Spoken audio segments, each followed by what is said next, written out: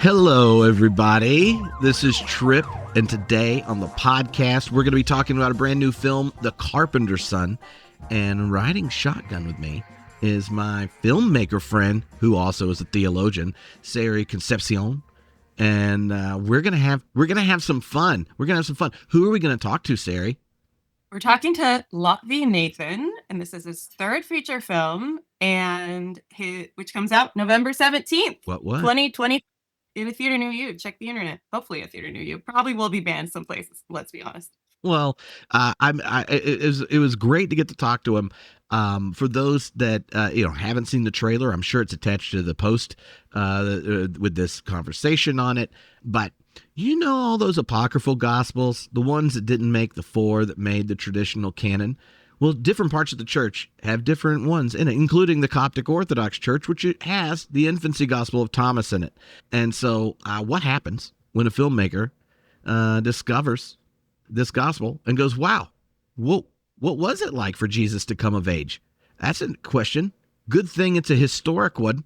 Now I want to make a film about it. And let's make it scary, Sarey. Let's make it scary. Let's have demon snakes coming out of people's mouths. That really left an impact on Let's kick it off. Okay. It's scary. And look at demon snakes coming out of people's mouth. Check it out. Talking to you makes my phone go. There are demon snakes coming out of the mouth, apparently. Is a live search. My phone just began. That was satanic. Well, the film begins with the slaughter of the innocents. Yeah. If you're a mom, definitely skip that part. I saw a movie with a baby dying when I was postpartum, like by a month, and I was like traumatized for a month. So anyway, opening, but it's pretty quick in the opening. Yeah, but the film is intense. It's got horror and thriller elements, along with a kind of narrative spaciousness to think through all sorts of big religious questions. And it has Nicolas Cage playing Joseph. It's special. Yeah. He does a great job. And he's a national treasure. He's literally a national treasure. And the character playing Mary, or the actress playing Mary, is also a significant unconventional choice. She's FKA Twigs, and she's like a very alternative sort of alt pop experimental music artist from the UK, and so that is like an inspired choice, but also very unconventional. So unique choices being made here in this storytelling. Yeah, but it is a very provocative film, sure to get conversation going, and not just because I'm sure more conservative Christians might be a little uncomfortable with certain parts of it. But once you're past that, the film, I think, does a great job of giving narrative space for raising all sorts of questions around identity and coming of age and the humanity of Jesus and the struggle his parents would have in trying to raise the Son of God. Yeah. And also, like, I found the whole conversation in it around evil, suffering, and vocation, both of an angel who didn't really appreciate the vocation they were given, and a son who's coming to grips with it. So, I mean, those are just some of the things. We'll end up talking about them more afterwards. But like before the interview, what else do you think listeners should know?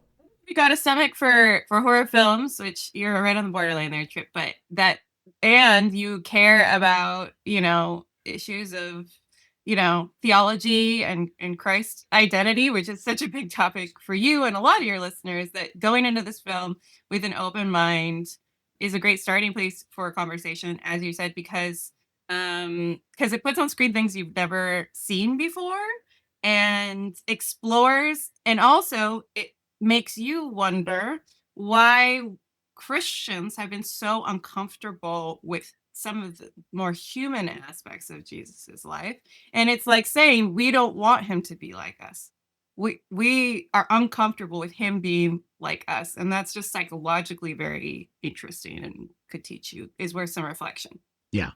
Well, here's our conversation. And then after it, we will be back to talk a little bit more about this film. And hopefully you'll feel the lure to go check it out yourself. And I'm looking forward to watching it in the theater. People that don't know demon snakes are going to come out of someone's mouth, because it freaked me out watching it by myself in the dark on a small screen. But I'm sensitive to demon snakes. It's not real. Hey guys, how are you? Nice to meet you. Lotfy here. It's It great. is wonderful to meet you. All right. Well, since we don't have much time, I want to jump in, and I think a place to begin is with the origin story of the film. Tell us a bit about your own relationship to the Infancy Gospel of Thomas and the text, how it served in a religious tradition, and then when you became fascinated with it to kind of tell in a film context the story of Jesus and his family in exile and his identity crisis and such. Mm-hmm. Yeah, well, I was raised Coptic Christian, so I have was familiar with the stories and grew up with that, as well as looking at a lot of that imagery as a kid. And I was always so fascinated by that, even from an aesthetic standpoint, and was raised looking at a lot of art as a kid as well, and remembered being so taken by a lot of early paintings of Christianity, and I think that maybe was a kind of like a background kernel of an inspiration for me. Years later, I'm a filmmaker, and I am introduced to this book by my dad, who is really nuts about religious history, and antiquity, reads a lot of it, and collects a lot of old books. He had an old copy of the Infancy Gospel of Thomas that he had restored. He does like leather binding and stuff. He showed it to me, and it was That's all cool. and I didn't understand what it was, but he explained to me that it was a kind of the existence of the apocryphal gospels, and I thought this is incredible, and never heard anything about that, and the novelty of that immediately clicked, from a movie standpoint, and I thought this hasn't really been done, and to me is just incredibly exciting. It being kind of like a fan fiction of the Bible, and an origin story of Jesus, which I hadn't seen before, So that simple pull, it was like, it's very rare to find something that really compels you that much, and you feel like it could sustain all the effort of development and getting the thing off the ground. But I loved that. As far as the horror genre aspect of it, that was around the time that I was reading that text. I thought, well, this is really frightening, it's on its face. And it occurred to me as well that so much of the Old Testament and a lot of the Bible is scary. To me, that wasn't like an entry point to make something for controversy's sake. It was really just like, the way I see it, it's like a color pigment to use, in trying to paint a picture. And it's been done in such robust ways over the years. Art with Christianity, you look at like the Last Judgment, and you think about what it would have been like to walk into that room, in the Sistine Chapel, and take that in, and see the gradient, of good and evil. And I think that to me is where I was coming from with the whole genre part of it. Yeah, certainly religious imagery and aspects of Jesus's life and crucifixion are no stranger to the horror genre, but this has a different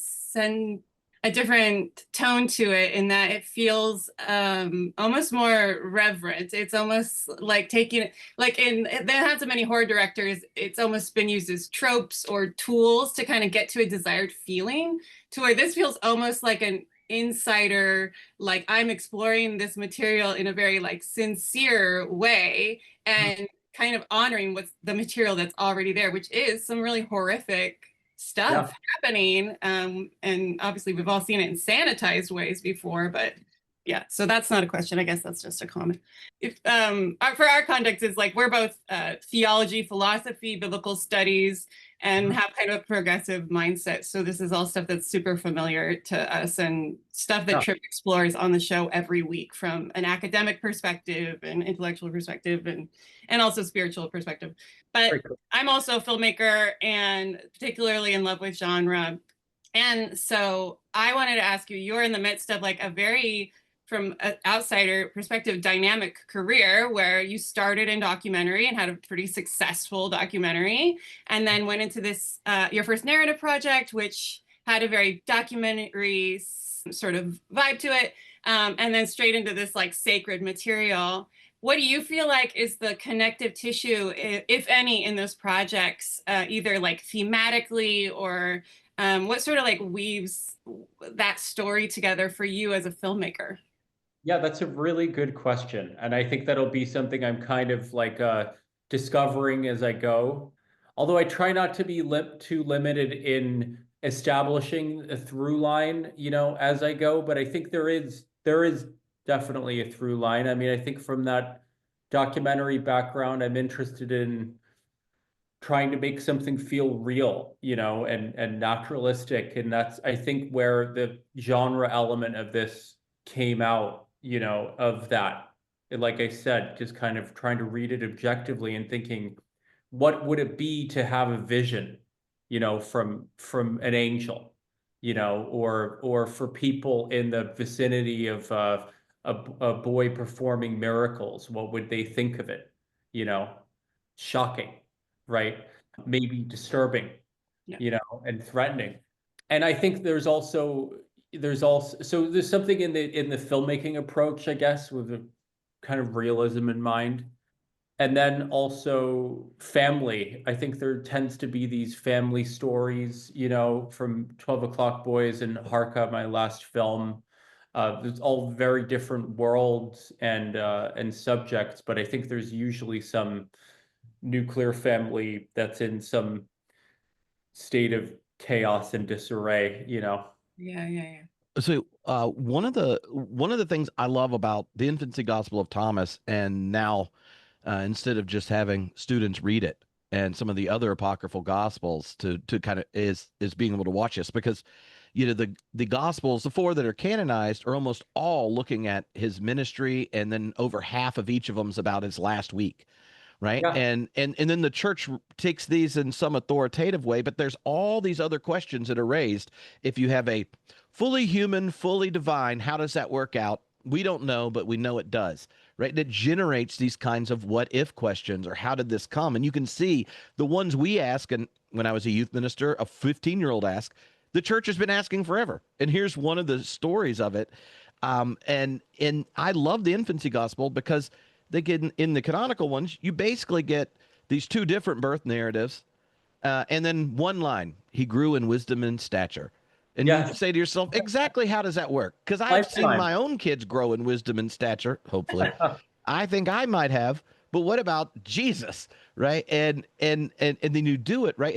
And the texture of it is so much him wrestling with his own identity that as he's coming of age, and then how he decenters the identity of his parents, and they're trying to figure out who they are. Yeah. It is like when you use the that this is kind of like a fan fiction, but it's a fan fiction for people that want an answer to this person that continues to generate questions and inspire our imagination. So, like, to me, that was one of the kind of rather profound things, is it creates a narrative space for Yeah. people watching it to actually let their imagination be free enough to go back to what happened in those first few centuries, where we're Yeah. trying to understand this encounter with That's a Jesus. really, really well put, and that's a great point. I think that that's delicate, though, isn't it? Because there's just, this is why sects exist in the Christian faith, and it's a rupture between Christians. How freely you're able to interpret that stuff. Ironically, my family being Coptic Christian, I think similar with Catholicism, is that there's only one concept of Jesus, and that he was divine in every respect. That there would be no question of like fallibility and vulnerability and doubt. you know and so that will offend some people. I was aware going into this that it would be controversial for some, and that's because there's no way around that. But to me, I think that it's really valuable to consider Jesus that way, as someone who had not only physical vulnerability and weakness, but that he had sacrifice to make in his person as well, you know, in his identity, and wisdom to gain in that sense too, right? I think that actually makes the story and the lesson a lot stronger, you know, and the sacrifice in the Bible a lot stronger. And you know, I was just always looking for clues. There was that quote of Jesus in the Bible when he's on the cross, "My God, why have you forsaken me?" You know, and I read into that and I thought, well, what does that mean? Aren't those the words of somebody who is at that moment having a crisis, you know, and asking and feeling a sense of abandonment, you know? That's how I interpreted it. I spoke to like my aunt, for example, who's a very devout Coptic Christian, and asked her what she thought that meant. And you're not supposed to go there, you know, with the idea that what does it mean? What could it, you know, what could that have been? It's supposed to be all pure. But I think that you know, it just depends who you are and what you need to get out of it, you know. Yeah, I think you're right that a lot of devout Christians, we've learned to read the text to not even be disturbed by just how human Jesus is in it, right? Like Yeah. we don't want Jesus to think, I've been faithful to the one I called Abba, and now I'm dying cross dead. And yet that's an experience we all have and know, of Yeah. shaking our fist at God if there is a God. And the Gospels that are canonized have it in it. And now you have the infancy gospel here is showing us like, what does it mean to deal with everything that shows up in adolescence with all the pressures anyone has? Now throw on the whole God thing, right? Yeah. And I was one of my favorite scenes, because I get really creeped out at scary movies, and the demon snakes freaked me out, and I said I'm going to finish this in the morning when there's light.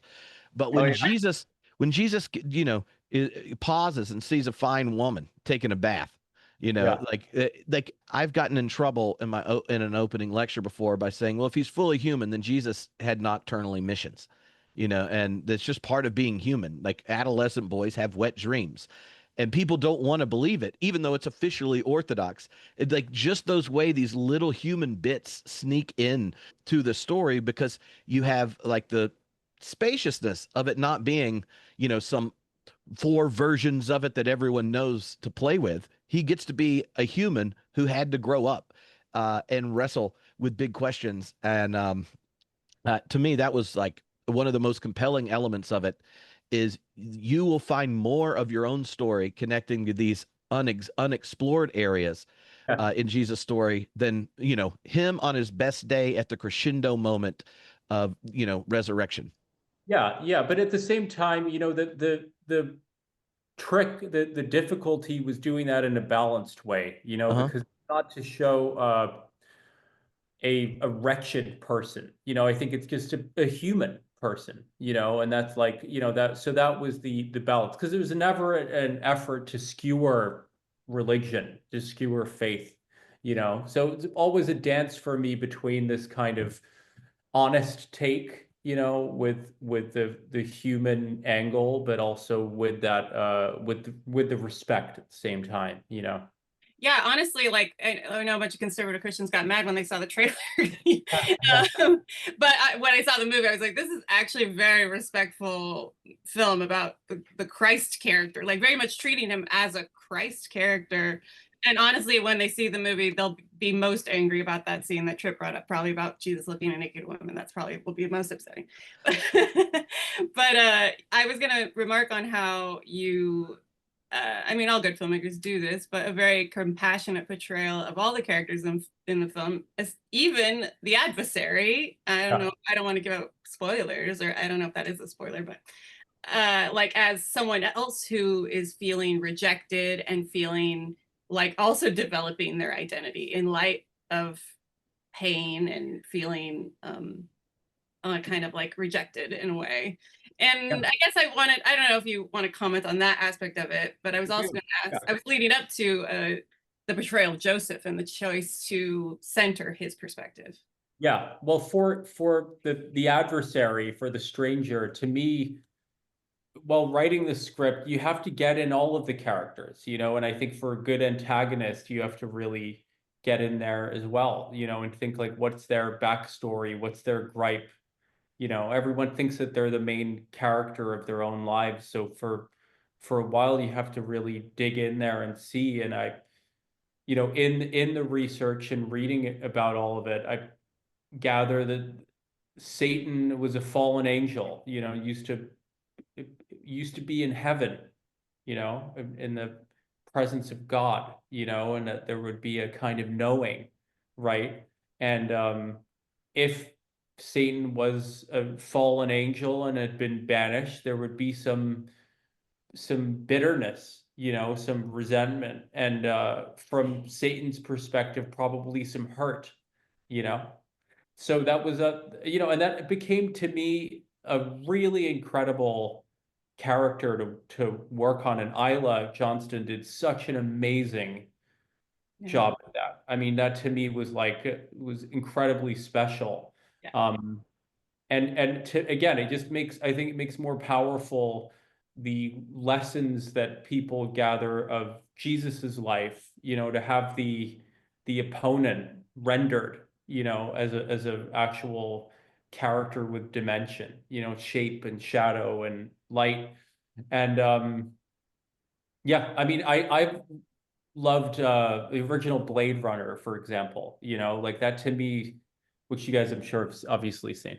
Okay. It's you've got like Rutger Hauer's character at the end who wins, you know what I mean? Wins that fight and saves Harrison Ford's character just so he can share his suffering, his pain at the end. And there's that amazing famous monologue. But I mean, that to me was the kind of antagonist I'd been thinking of as well, That's cool.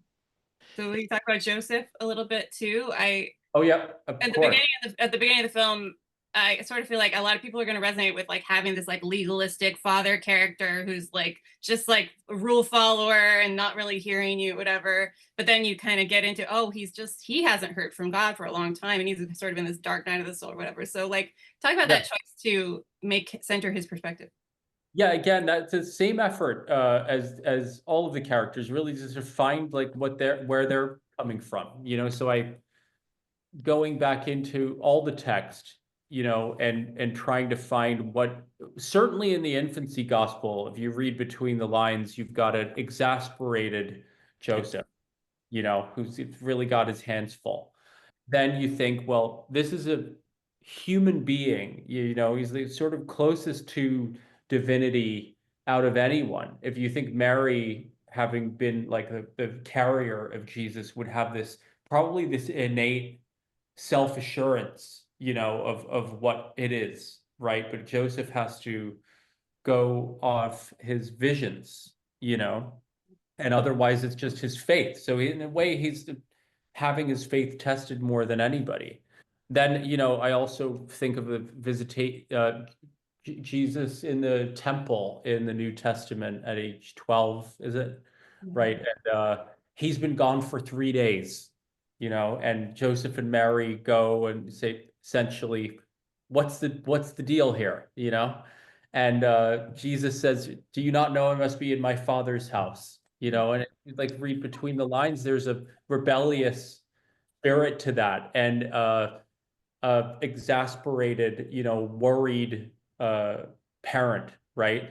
So that was just the road that I went down on for Joseph. And I thought that his crisis of faith and also just the idea that Joseph, I would have imagined, would have been incredibly devout, adhering to the strict dogma of Jewish antiquity, which was incredibly regimented, right? If you were really following.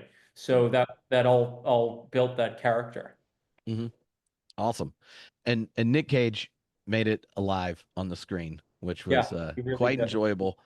But yeah, thank you for taking the time to talk to us. And it's always good to get to meet someone who made a movie you get to use in class. Because there's a lot of Jesus movies that don't show up in classes. Yeah. Well, let's hope. That would be the coolest thing ever if that happened. I mean, let's see. Excellent. Yeah. Well, thank you too very much. Appreciate it. Great to meet you. Nice to meet you. Take care.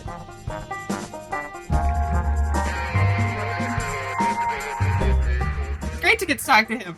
I prepared for the interview with like reading some interviews with Lotfy, and really like I said in the interview, like dynamic career. His first documentary was about like adolescent, like it was some extreme sport, like skater kids or something. Now I'm botching it, but totally like realistic. Followed these kids around for many years, and then he made a narrative film called Harka that was based on a true story of a real thing that happened in Tunisia. It shot in a really realist way. There was only one or two like experienced actors in the film. Everyone else was an untrained actor and just shooting it in a very raw sort of way. And then diving straight into this very, supernatural, sacred text story. And I'd say like with a lot of reverence and thoughtfulness. What was your take? Oh, I mean, when I started it the second time with Daylight, and I wasn't just thinking about vivid dreams I would have if I finished watching it. I immediately was like, I'm looking forward to showing this in a class to kind of talk about the development of Christology in the early church and what we learned from the other texts that didn't make canon, and then how you see this larger conversation that all sets up, eventually what we get in the councils and things that, there are more Christologies in the New Testament than Chalcedon, the creed, imagines. And so this just starts to add more texture on it. But the thing that, after it, or the two conversations around it that I found most intriguing are the Joseph character, or the father, played by Nicolas Cage, who, if you're wondering, does he go all Nicolas Cage at some point? Yes, he does. He goes hard. He dials Nick Cage up to 11, but as Joseph. So that I was really glad to get that moment, because you just need it. If you're going to have a Nick Cage film, he's got to dial it up to 11 at some point, and it happened. But oftentimes we spend a lot of time thinking about Mary for thinking of the parent, and here Joseph, who didn't have the encounter with the angel and hasn't had didn't have baby JC in their belly and pondering all these things in their heart, and an encounter with Elizabeth, and JC and JB are giving little daps through the belly and all that kind of stuff. You have someone who's married someone, is trusting their word and a vision they were given years ago, and then constantly having to move to escape people in different areas, threatening their family, and this kid that he knows isn't his kid. But the figure of Joseph that you really only get a little attention to in the Gospel of Matthew, his internal struggle and such takes center stage in the movie in a way that, I don't know, I found it to be a thoroughly human struggle for someone who's deeply religious, and the actual presence of God is pushing them beyond their inherited boundaries of faith. Yeah, my early experience watching the movie, I was seeing, oh man, Joseph's like a mean dad. Like, I thought of like all the, ex-fundamentalists in our community, and having this father figure that thinks the way to love their kid is the letter of the law, right? Like, if you love them, you will make them follow the rules, and it's all about control. And so at first I looked at it with that lens, like, oh, he's like this like fundy dad who's just like making his son, which, irony that it's Jesus, follow the letter of the law, and Jesus is inviting him to kind of look at things differently, which is part of the whole Jesus narrative. But then, as you say, the layers of nuance are added to Joseph, and he becomes highly relatable in a totally different way, in a way that it's like, well, shit, I kind of feel like I haven't heard from God for 15 years, And so if you feel like your faith, you're in a spot where your faith is a choice based on just like a day-to-day choice to continue following what you're supposed to be doing, or based on something that happened a long time ago, or an experience you once had, how that can be worn so thin. That's painful. That's painful. And so it really brings a level of compassion to that character, where it's like, well, yeah, we're following the letter of the law because I feel like that's all I've got right now. And that's sad. That's heartbreaking. Yeah, and one of the elements that kind of runs through it is Joseph realizing his vow to protect and raise this kid that's not his is also leading him to compromise and break his own faith. Right. Yes. So they'll move to different places, and one the main town that this film takes place in, the only job he could get as a carpenter are making idols for other religious traditions. Yes. And right. It's so unclear And- if he takes the job or not. Like, he's offered those types of jobs, but you're like, oh no, he's gonna follow the rules because he's a rule guy. But then you realize he actually compromised and did it, and that was a great reveal. Yeah. Yeah. Yeah.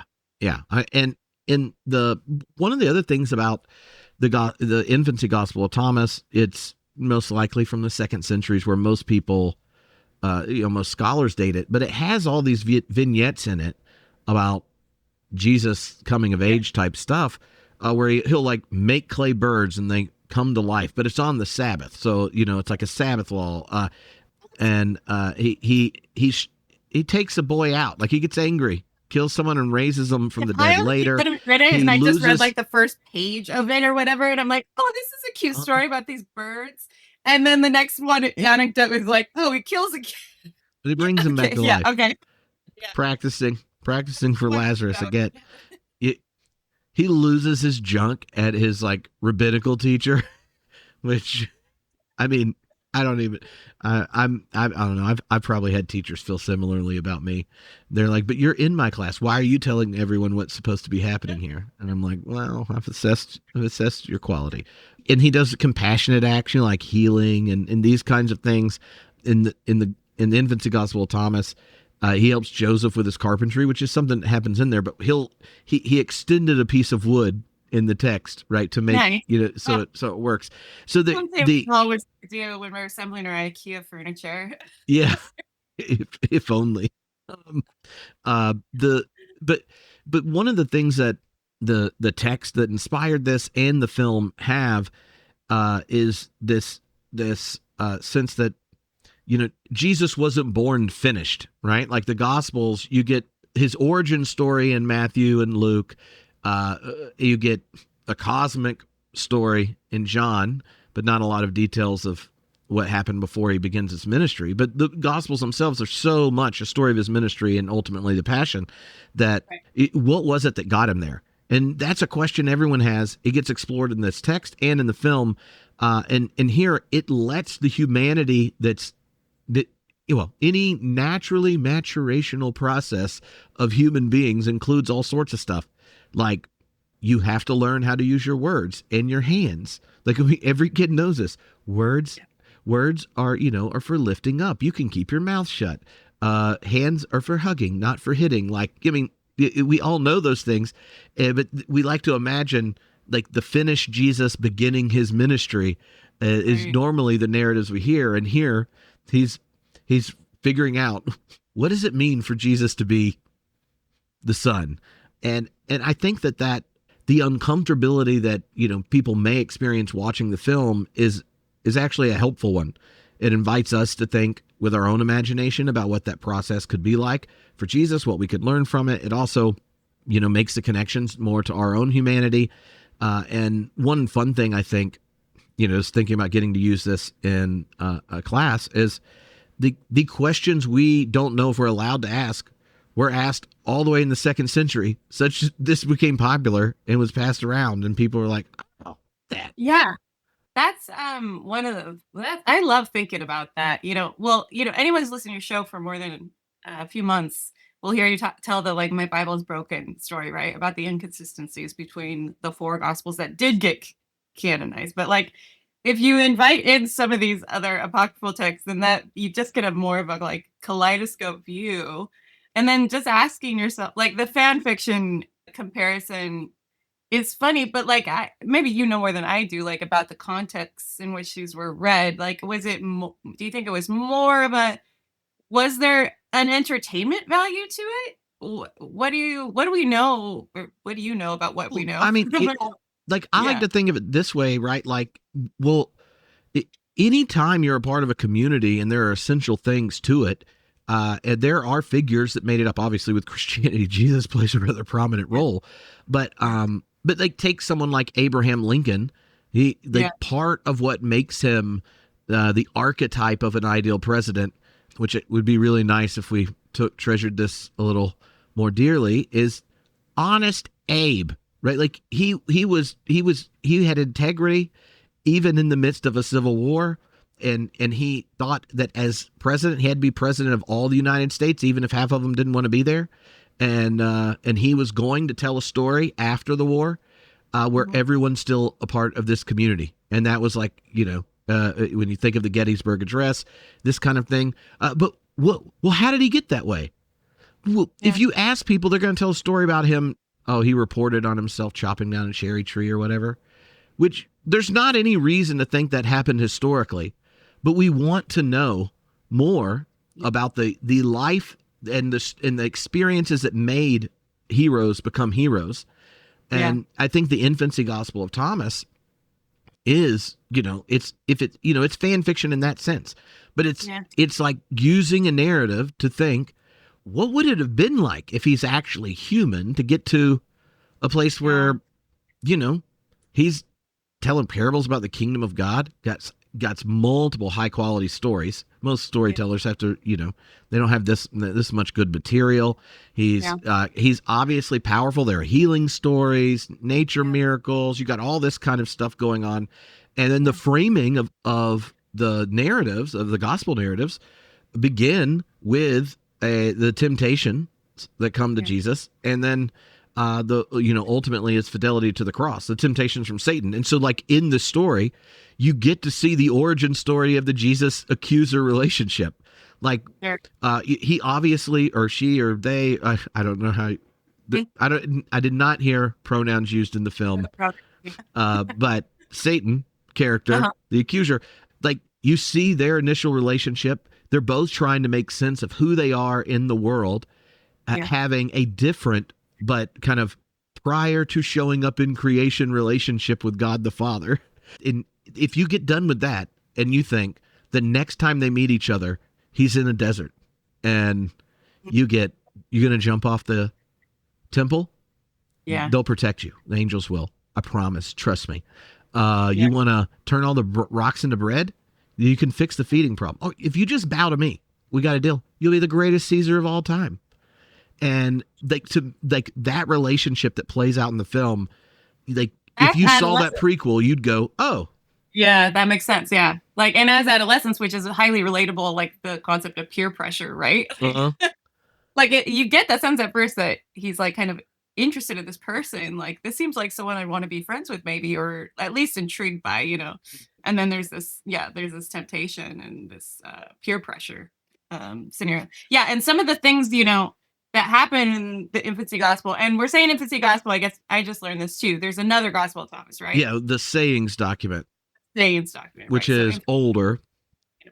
Okay. And that has it has some parallels to some of the Q sayings. It also has some that are popular that people might like, oh, when you cleave a piece of wood, there's the kingdom. Like it's got some of the It's in the Sayings Gospel of Thomas was more popular and more trusted because it's just reporting sayings. Like, and you read them and you're like, it sounds like Jesus mostly. Right. So, where these are stories, the Infancy Gospels are stories. Yeah, I was reading. I did my pray as you go lectionary thing this week, and there was that story from the Gospel of Luke where Jesus heals on the Sabbath, and it's a woman who's been burdened with suffering for 18 years, I think it says, and it's the same thing as the birds as the first story. He makes birds and encourages them to fly, and it's the Sabbath, and the like religious leaders are mad about that. But and then Jesus's response in Luke, as a mature adult man, is to say, well, you guys do stuff too on the Sabbath. He calls it their hypocrisy, right? He's like, you guys do stuff, you untie your donkeys, whatever. So this clearly isn't about doing stuff, like it's about making your enemy, your friend a friend, which reminded me of our current political situation and like the things that the right are upset about now that would, or that are fine with, that they're more like what they're fine with now. But anyway, getting back to the text, like Jesus with the birds, it's sort of like a foreshadowing of that conversation, right? But in a cute way, in a way a child might be like, I'm gonna make birds fly. Like that's something so cute and beautiful. You know what I mean? Yeah. Yeah. So even around that Sabbath and the healing thing, in the Mhm. Gospels, there a number of times Jesus acts that violate some religious expectation from some interlocutor. The text emphasizes that Jesus is moved by compassion and then does X, Y, and Z. Or Yeah. they're like, but shouldn't you have followed this rule? And then he's like, well, the Sabbath was made for man, not man for the Sabbath. Or like Mhm. even David had, when they were hungry, told his soldiers to pluck food and eat on the Sabbath. Like this isn't new material. But Sure. they're like, if you think, how is someone so infused with the Judaism of his day, and could interact with the most competent people at articulating it, engaging in rabbis and these kinds of things, and had a kind of self-assurance and confidence that makes any religious teacher about someone else's law uncomfortable, right? Forgiving sin on this or healing on the Sabbath, these kinds of things. What does it look like for them to learn to inherit a tradition, but then internalize it in such a way that they're performing it under a new guise, right? Like under compassion or beyond the ethnic horizon of the Jewish people. Take like the early passage in Luke or these kinds of things, or even like the encounter with the Canaanite or Syrophoenician woman, depending on the gospel, where Jesus Right. is like, I'm Thinking of not that too. Jewish, and then she's like, but even the dogs get crumbs from the table. And then after Right. that, in the synoptic gospels, Jesus now includes Gentiles in the mission, in his Right. mission, right? He learned and grew from this being called out and this encounter where his base instinct was, you're not one of us, to, oh, Sure. I think you taught me what it means to be the Christ, right? Like when you start to notice those places in the gospels where the humanity cracks, you see it precursored in this film.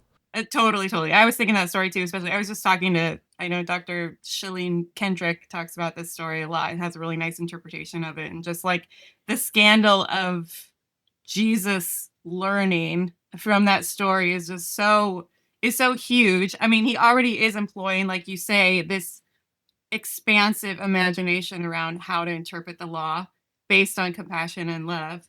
But there's situations and experiences and encounters where it's still expanding. It's still, it still has to grow. And again, that's the scandal of Jesus being a person that might have to grow. And someone who really might be like us in that way. It's very profound. What did you think about his relationship with the female adolescent, the peer who gets demon possessed, then crucified, and then like that whole Yeah. relationship was next on my list of things to ask about, Right. if we had more time. But that was the character that's a stand-in for his interaction with lots of his peers, that I think that you could see the development of his character that you end up seeing in the Gospels, traditionally as an adult. Sure. I mean, the the character in the film of Jesus is kind of learning what his power can do and then what he wants to do with it. Mm-hmm. Right? They're the kind of questions he's exploring. And his draw to that woman who ends up becoming demon possessed and him sort of realizing he could do something about it is a big deal for his identity and his trajectory. Now, what I thought was more so interesting about that is that it's a good thing to heal someone from demon possession, but it echoes that line, like he throws out demons in the name of of Satan, right? Like it's like people think like with a power this great, even if it's doing something good, people fear it and they condemn it. And that's the same fear Joseph has in the film, right? Like Yeah. he has this power, but where is it from? Like, how can I trust it? And it's tempting to think it's a power that comes from some sort of evil source because of how it's affecting Joseph's life. Like, people get mad and kick them out of town. They have to uproot their lives, and it's causing suffering in their family. So it's that, yeah, it's that debate, really. Yeah, it also made me think about that. Like I said in the beginning, like Joseph seeking to control Jesus's power, and we there's a lot of talk via Tom Board on your show, like we know that control is the opposite of love, and having to like understand power in a different way um than what is commonly, how it's commonly thought of. I don't know. Yeah, what did you think about that relationship? The two parts, well, I guess three. Like one, right? He sees her bathing and is like, Right, that's the "Mamma person. mia!" Yeah, yeah. I feel like he's got kind of a crush on her, right? Yeah, and then so he's constantly observant, where you see interactions between her and her mother. Mhm. The accuser character sees his interest in her. Is like, "You need a demon snake." The community sees someone possessed, and they're like, "Look, I mean, she just bit her mom. Obviously, crucifixion's the solution to this." And when Jesus first approaches her, what she wants is death. She's like, "Can you just kill me?" And there's this bit. I mean, the way I projected on his face was thinking about, well, I know I could do that. Is this the right thing to do? And then he Right, and there's a sequence of shots that really stuck with me, probably because 'cause they're super violent. It's all the people who are, like, waiting for crucifixion, yeah, and there's literally a guy that, like, had his genitals cut off and has, like, a bandage over his, and it's, like, very graphic, and he's kinda looking around, and you sort of, like, wonder if he's like, "Well, if I help her, do I have to help other," like, that kind of an overwhelm maybe, like, what I'm stepping into is, like, the suffering of the world, which is overwhelming. It's all around, right? yeah, yeah, and it's that experience there of what can I do? There's the suffering of the world that then the accuser at the end is using Adam and being like, do you really want to do your dad's business? Like, Yeah, is there a manufacturer's warranty for this creation? sure. Because you haven't just, had poor dice rolls and seen the worst parts of it. This is what it's like. And Yeah. then, how would you even describe the vision type thing at the end? But the last encounter with, Jesus Yeah. and the accuser.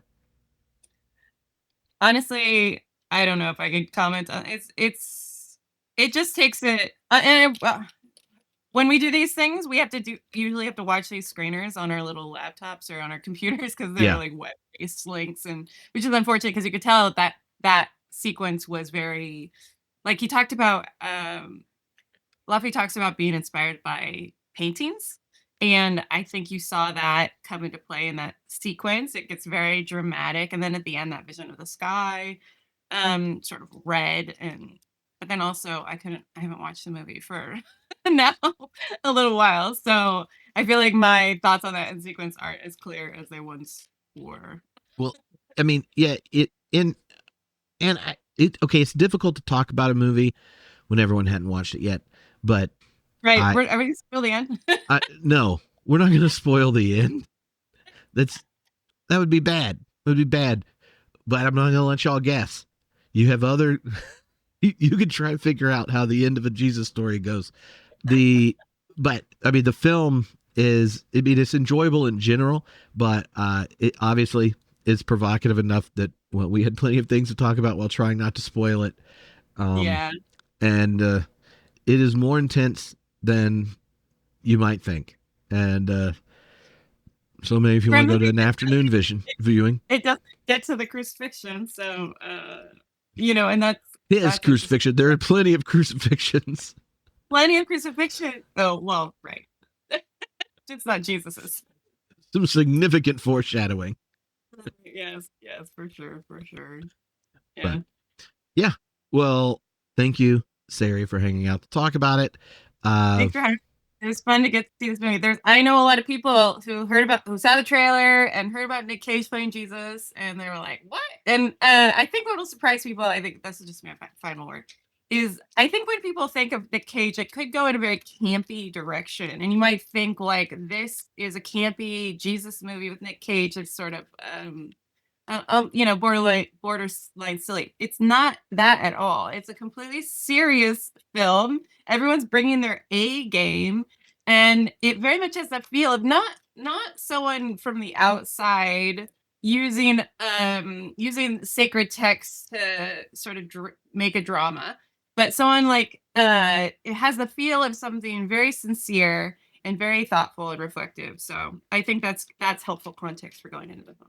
Yeah, I think you're right. I think the film takes the text itself of the Infancy Gospel of Thomas and the communities whose imagination it connected with enough to write it and preserve it and get moved around and copied, and we have it today.